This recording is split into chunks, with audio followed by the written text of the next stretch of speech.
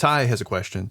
Hi, everyone. For a limited acoustically treated room, are there any general downsides for using acoustic isolation tools like the Kaotica Eyeball?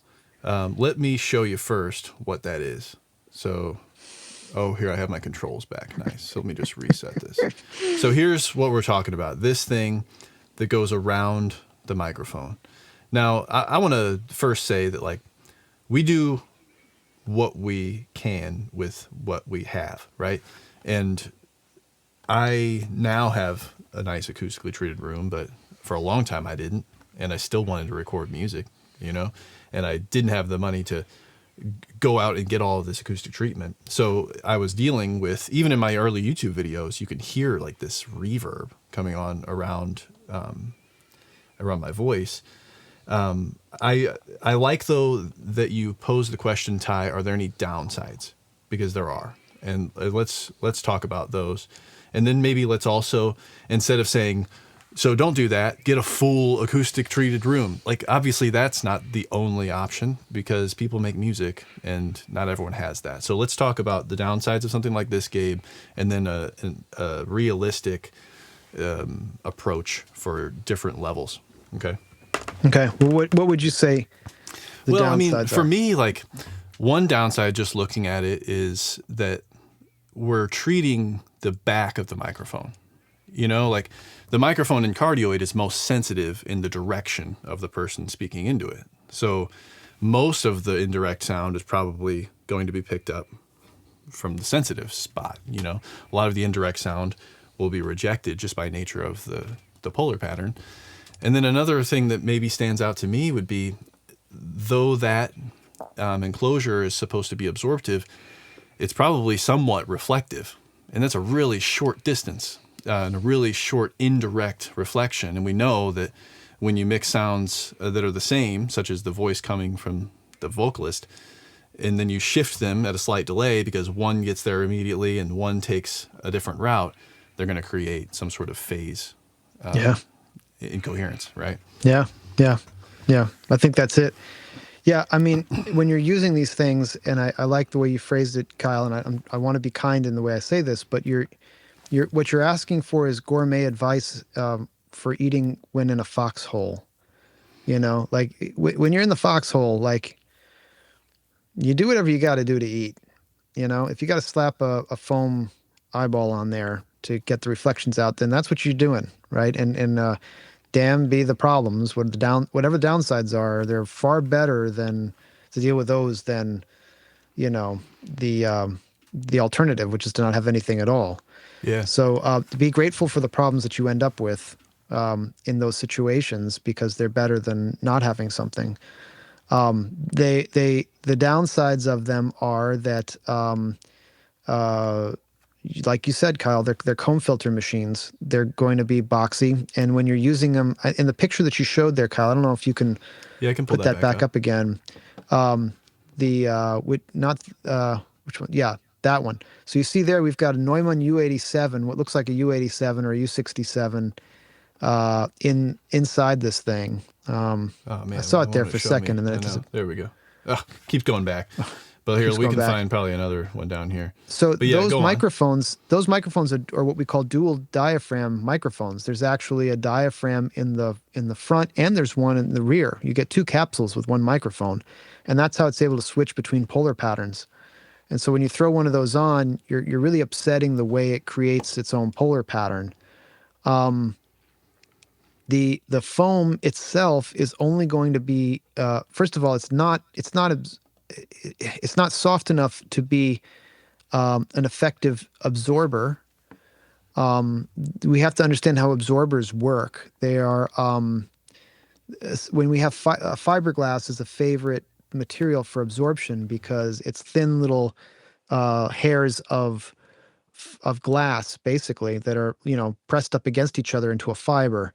And the idea here, just to explain the basics of it, is that when sound causes the fibers to rub against each other, that rubbing is energy expended from the atmosphere that it's translated into vibration, and that lets off the vibration as heat, which takes the energy out of the air and turns it into heat energy. So we're essentially using friction to take sound energy out of the atmosphere when we use things like insulation. These Kaotica eyeballs are made out of foam, so they're static. They don't vibrate against themselves. The fibers aren't vibrating, so they're not displacing heat. What they're really doing is redirecting the sound, and they're causing refraction around the outside, which is going to something coming from the back of that is going to wrap around the back and still get in the front. And then once it gets in the front, it's going to come around the back, and as Kyle said, create you're still going to get in there, but it's going to be the same signal that's coming in from the front, just slightly delayed, which is going to create a comb filter, basically a phase distortion. I think it's good to try to use what you can. I really encourage my students to make their own treatments rather than buy these sorts of things. And I've seen students really experiment with this. Like actually, I had a client. Oh God, this was real bad. It was sort of pseudo-reality TV show, and he was voiceover narrating his own TV show. This is for a cable network series. And he was recording his voiceover. He had gotten a cardboard box from Amazon, and he just put a bunch of foam inside the box with hot glue and put his microphone inside the box and was doing his VO into the box. And the box resonated, and it just sounded like this, and it was really awful. And no matter how much I EQ'd it, I couldn't get it to sound natural and open. So I try to teach my students to be creative, but realistic about what is likely to happen, and that you can be absorptive at some frequencies and reflective at others. So the comb filter ends up lopsided, so you get a comb filter at some frequencies but not others. It can be very strange and off-putting sounding. So I don't know. I think it's good to play with them. I think the ones that sit open around the microphone sound a little better than the ones that are closed off inside. I think that there's going to be its own resonance space inside of that cavity. But the SE makes one. I think that's it looks like a semicircular, I don't know, an arc, right? But still, it's kind of like a parabola. You know what I mean? Yeah. It's still right. Maybe It creating definitely more has reflection. But I've short used time offsets. But I've used one trick I've used in the past was to when I do kick out mics, if I have a dynamic microphone, right? One thing I used to do at the power station was we had two of those things. Someone bought a couple of them at some point for VO work, but I took them and I did this and made a circle out of the two of them. So I put the two hemispheres together to make one circular thing, and I put that around the kick-out mic, a dynamic kick-out mic, and that actually did quite a bit improve the amount of bleed from other cymbals and other drums and stuff coming back from the room in that kick mic. But the source was so strong that it really wasn't going to miss the diaphragm. And in that application, too, the room, I was really just trying to protect it from room acoustics, not anything else. And it was already a treated space, so I think you can, I think there's a value in them, but you have to be creative and be really critical in listening for the comb filter bit. Well, let's talk about some other solutions, though. So the first solution that maybe I would think of, it benefits you in one way, and it also has a cost. And that would be, like what you said, the signal to, the direct to indirect sound ratio. So if you move the mic closer, now... especially because it was so close, every time I have the distance, it gets 6 dB louder. Am I thinking of that right? I mean, with a spherical chicken in a vacuum, completely theoretically, it gets 6 dB louder, I think. Well, as you double the distance from the source, you're talking about inverse square law. You double the distance from the source, 6 dB down. So if we're already this close and then we have the distance, we just got a lot louder. And the distance from the wall that's reflecting got just a little bit loud, or shorter. So I mean, yes, there's that. I Let think me follow up though with yeah, the caveat that yes, though now my voice is louder in comparison to the reflected sound, we run into the proximity effect, which is going to that's right. change the tone of the microphone, right? Yeah, my advice in these situations is actually different, and it goes in a different direction and is somewhat counterintuitive. But I think the reason we reach for these things is because we're getting too much reflections because the microphone we're using is too sensitive. Like there's a time and there's a place for condenser microphones. If you have to put strap a foam eyeball on your condenser mic to use it, then what you want is not a condenser microphone. What you want is a dynamic microphone, one that's going to be less sensitive to everything. If you're going to try to, you know, if you're trying to reduce reflections of a room, then you need a very directional microphone that is not very sensitive to subtle fluctuations of the atmosphere. And that would be a heavy coil microphone like an SM7 or maybe an RE20 or something even. But if you're in a nice, quiet, treated room that's got all the acoustics are right, well, then when you put a condenser microphone in front of it, you're going to get all the benefits of that treated room come through clear as day and crystal clear. But, you know, 9 times out of 10, you don't need that. What you want is a dynamic microphone. And as somebody who's recorded in some of the nicest rooms in the world, I can tell you that I have no problem putting up a 57 in a nice room. Like you're not going to have a problem putting a dynamic microphone. It's still going to sound awesome. So like this, I think we fetishized condenser microphones to the point where recordings have just gotten so bright that they're kind of harsh sounding. And I think my students, especially when they record drums, they just put up condenser mics on all of the drums, and then they're like really upset about how much bleed they get from the hi-hat, you know? It's like, well, duh, you put up a really sensitive microphone in front of a loud barking cymbal. Like that's what's going to happen. You don't expect it to do something it's not designed to do. Uh, if you can just use dynamic microphones instead, like that 58 you were just holding there, Kyle, you know, that'll do more. It'll sound more natural, even with proximity effect. It'll sound more natural than, you know, a Yeti, you know, will. Yeah. Am I right to say that like part of that equation of why a condenser would be less ideal for a reverberant room is because like the off-axis response to higher frequencies is more linear than what you get on a dynamic mic? Because it seems to me like, and correct me if I'm wrong, but like the sensitivity of the mic would, like you'll gain this up more, and then, you know, like it's equally loud, but I feel like it has more to do with like the high frequency that gets through, and that is kind of a cue to our ears that there's more, like the reverb comes across and is more apparent when it's more when there's more high frequency there. Yeah. So well, would this yeah. have like more cancellation, more rejection of those, or is it really completely based on like the polar pattern of the microphone? It's based in the operating principle of the microphone. It's not even so much the polar pattern. It's the operating principle.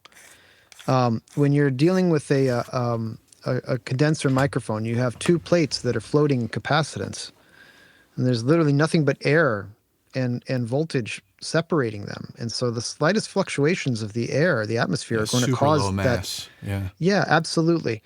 You know, compared to a diaphragm with a metal coil floating over a magnet, if you're trying to get that object to move in the first place, you've got this massive Yeah. coil of metal that has to be displaced by enough energy hitting it to cause it to move. If this weighs 20 grams and this weighs 1 gram, it's going to take more force to get that 20 grams to start moving than the 1 gram, right? So high frequencies, because they have they have more energy in them, but they have shorter wavelength.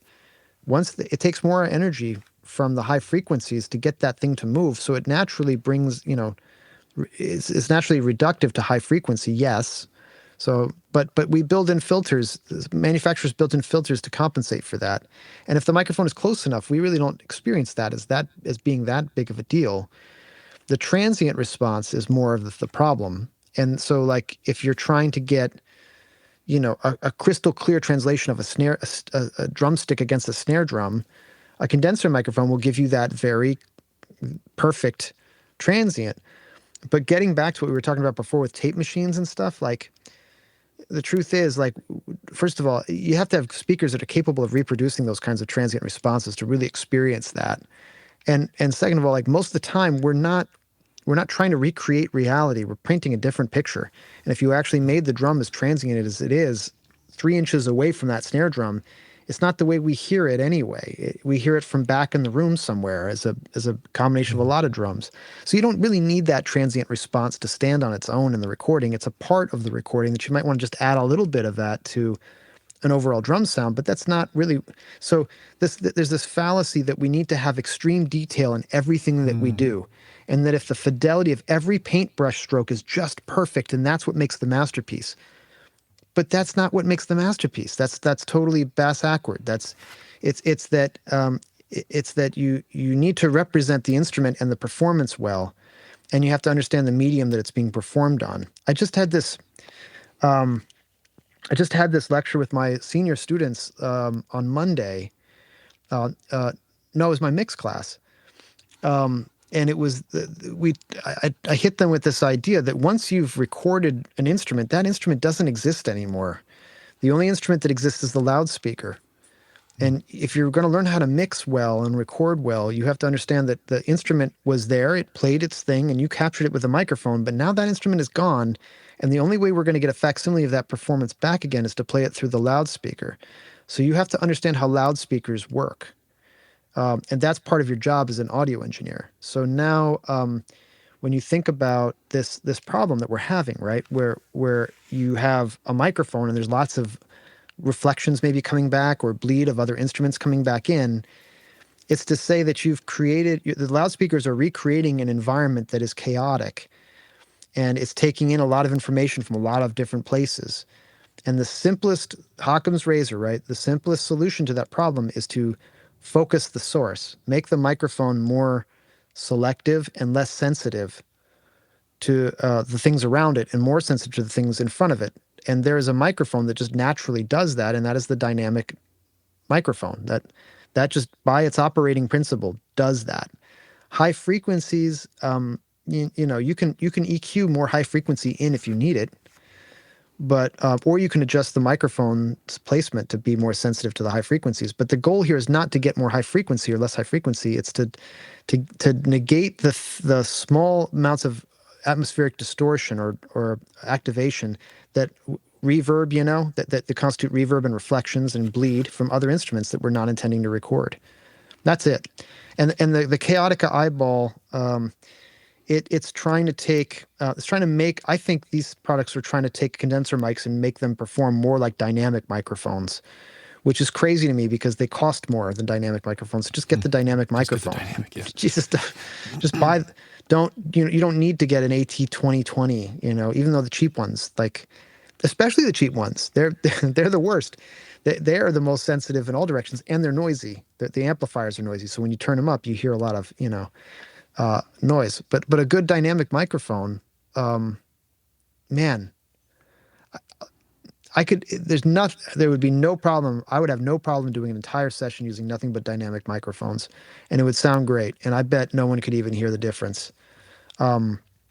It gets to the point where people think you have to use a U87 or a vintage U47 or an SM81 just because that's what people have done. It reminds me of when Adam was talking about the monitors. Like he's got nice monitors, and you said like every step you take will be unleashing the potential of those monitors. But those monitors in the room, upgrading your monitors is not the answer. And I think a lot of people have a untreated room and they want to upgrade the mic and think that that's going to solve it. But actually, there's a weaker link in the chain, and it's the acoustics. Yeah. What would you do though? I feel like there are other solutions as well. Maybe you put a dynamic up and it's still an issue. One thing that I've tried in the past for spoken word is if I do have some acoustic treatment or even like a blanket or something like that that's thick, putting it behind the person is probably going to be better than putting it behind the mic, Yeah. A sound blanket on the floor. Floor too. Yeah, great. Sound blanket, draped around will help to deaden the high frequency stuff. It won't keep the low frequency woofy stuff at bay. I mean, it, it's just that, like, I think you just have to know what you to expect from all of this. And I don't want to seem like I'm about to bust a vein on my forehead from getting pissed at this. Like, I'm not, but I do get a You're little spicy frustrated. today, Gabe. I, First the marketing now. Are you back to the well, marketing, actually? no, well, a little bit, Yeah. because it's you've got a problem and you're being sold a product that solves a problem. Rather than thinking about the nature of your problem, I love, look, for homegrown solutions, I love futon mattresses. I think they are a must for every like small recording studio should have a futon mattress, because Yeah. at worst you can sit on it. Just having it in your back room, that's a bass trap. It's thick. It's at least 4 inches thick usually, and it's got dense batting inside of it. And if you can get it to stand upright with a couple of clamps, and that's a gobo you can use. Yeah.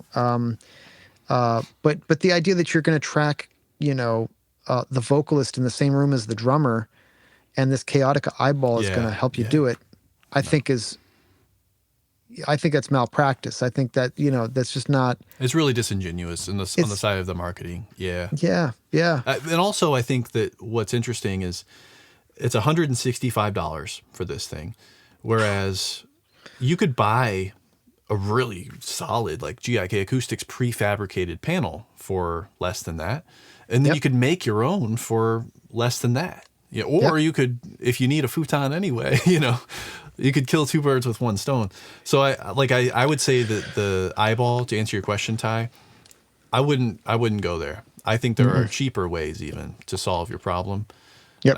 If Yeah. you want a nice booth, like vocal booth thing, during the pandemic, everybody I knew that was an actor who was out of work was doing voiceover, and they were all doing it from their walk-in closets. Because you've got all your clothes on hangers, like around you. Here's my dog Lyle coming to say hi. And if you're in there, that's just basically like you're surrounded by absorption. Then like your coats become your absorbers, and works great.